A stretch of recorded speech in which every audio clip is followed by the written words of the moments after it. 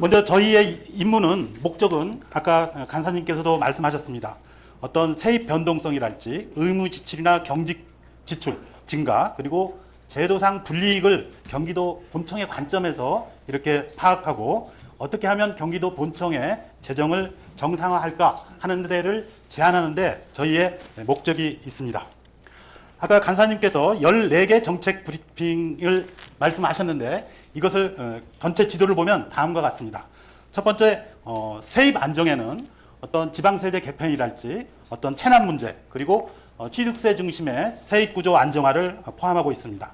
지출 혁신에서는 세출 구조 조정이랄지 국고보조 매칭 혁신, 그리고 출연기관 관리, 공유재산 관리를 포함하고 있습니다.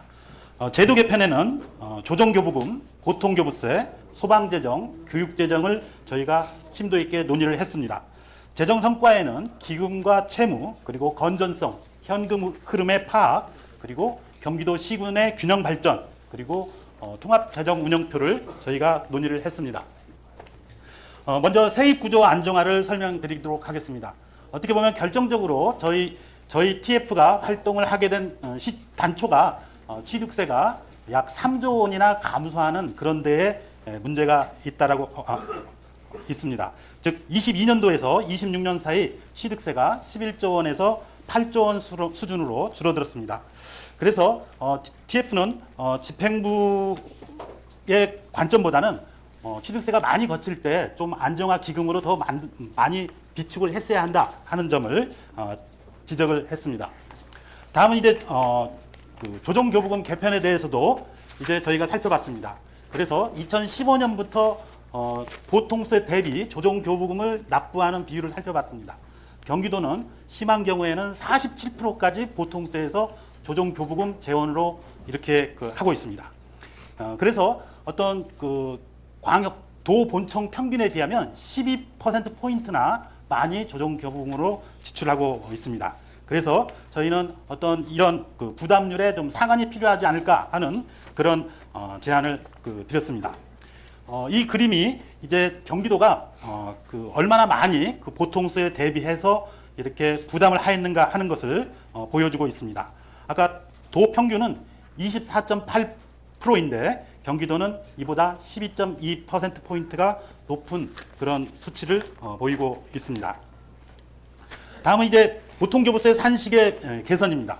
그래서 저희의 핵심은 경기도는 다른 도랑 다르기 때문에 좀 대도시형 도로 특별히 계산을 해달라 이런 말씀을 제안을 했습니다. 가장 비근한 예로 영유아 보육료 같은 경우에는 경기도 영유아 수가 약 200만 명으로 서울의 2배입니다. 서울은 계산을 할 때 200만 원으로 하고 그리고 경기도는 34만 원으로 계산합니다. 물론 시군 부담이 17.5%, 17.5% 그리고 서울시 본청하고 자치구 본청의 비율도 이것에 약 2배 정도 되지만 그렇게 한다면 경기도는 최소한 68만 원으로 계산을 해줘야 되는데 현행 지방교부세 산정에서는 경기도의 재정 수요를 깎으려고 인위적인 수치를 굉장히 많이 도입을 하고 있습니다. 아무튼 이런 여러 가지 단위 비용이랄지 보존개수의 문제점들도 저희는 지적을 해서 그 제안 사안을 제안을 했습니다. 다음은 이제 소방 재정의 확충입니다. 일단 경기도의 소방 재정의 어려움 중에 하나는 소방 재정에 대한 일반회계 전출이 급속히 많이 증가하고 있습니다. 경기도의 소방 공무원 수는 이미 서울의 소방 공무원 수를 초과를 했고 보통교부세 산정을 할 때에도 11,000명이라는 공무원이 산정이 되지만 이것은 제대로 그 보통교부세를 받기에는 여러 가지 어떤 공무원 인건비의 하향화, 그 다음에 경기도는 또 어떤 보존개수 0.7에 해당하는 보존개수를 해서 경기도의 수요를 인위적으로 낮추고 있는 점을 저희는 발견을 해서 그러한 제도 사항을 이렇게 제안을 했습니다. 가장 먼저 이제 소방의 인건비 문제를 지적을 했고요. 두 번째로서는 이제 지역자원시설세 과표 문제도 언급을 했습니다.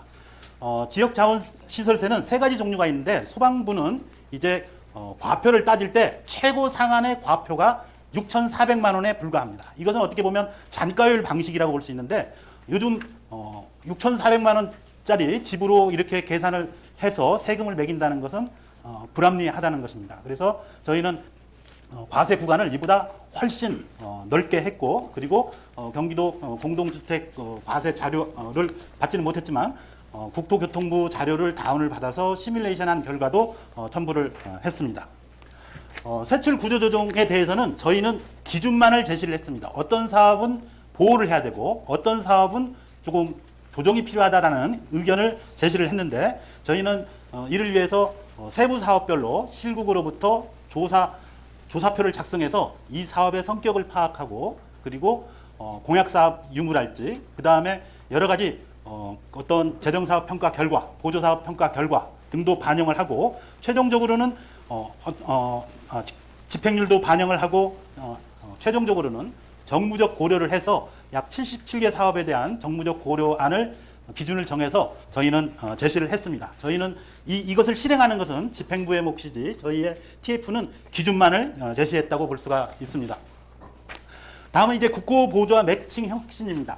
간단하게 말하면 경기도 본청은 도 본청에 비해서 5%포인트의 국비를 덜 받게 되어 있습니다. 이것만 합쳐도 약 연간 경기도는 7,500억 원에 해당하는 국비를 덜 받고 있는 겁니다. 그러니까 경기도가 취득세가 제대로 걷었다면 문제가 없지만 여러 가지 제도 그냥 관행들이 이렇게 많이 계속 지속되어 왔기 때문에 경기도 재정이 이렇게 악화됩니다. 가령 옛날에 기재부가 이렇게 그 재정이 없으면 제일 먼저 치고 들어오는 게 국지도 사업에 있어서 경기도 지원 비율을 낮추는 겁니다. 그런 관행을 했을 때에도 경기도가 이렇게 재정적으로 문제가 없었던 이유 중에 하나는 경기도가 그때는 취득세가 많이 들어와서 재정에 문제가 없었기 때문에 그런 걸 낼 수가 있었습니다. 다음은 이제 기금과 채무 정상화입니다.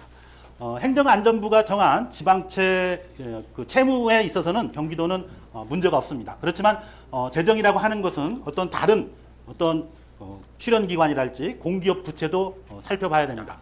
경기도의 경우에는 이제 어떤 본청 자체의 문제도 없고 출연기관의 문제는 없지만 공기업 부채에 대해서 조금 신경을 써야 된다고 저희는 결론을 내렸습니다. 그래서 2035년까지 채무 상환 일정이랄지 상환 계획 이런 것들을 작성하는 것을 제안을 했습니다.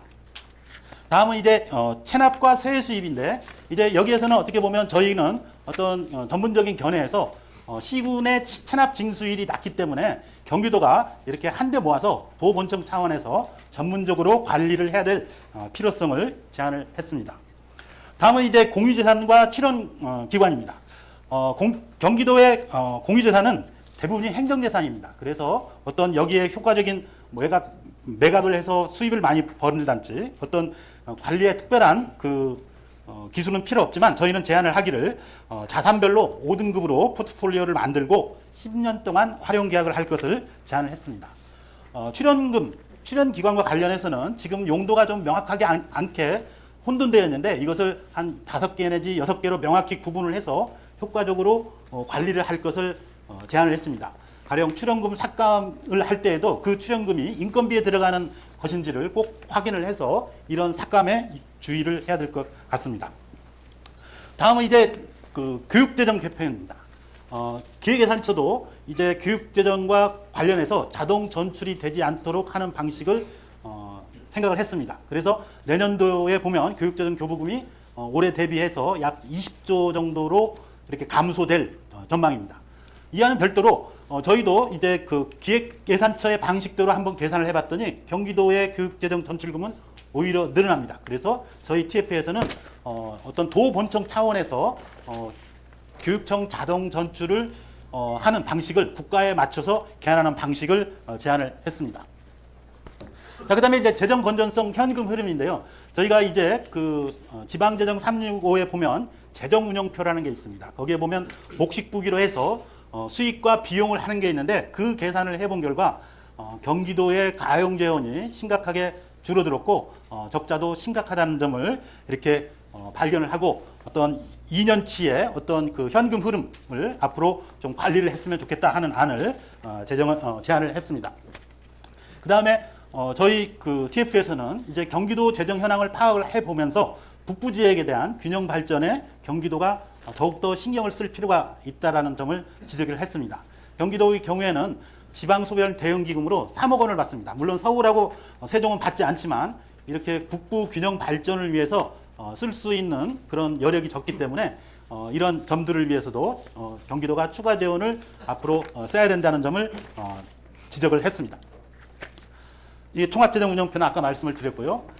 그래서 이러한 것들을 다 살펴보면 종합하는 것이 아까 총괄 간사님께서 말씀하셨듯이 재정 분권의 큰 방향을 이렇게 4가지로 저희는 제안을 했습니다.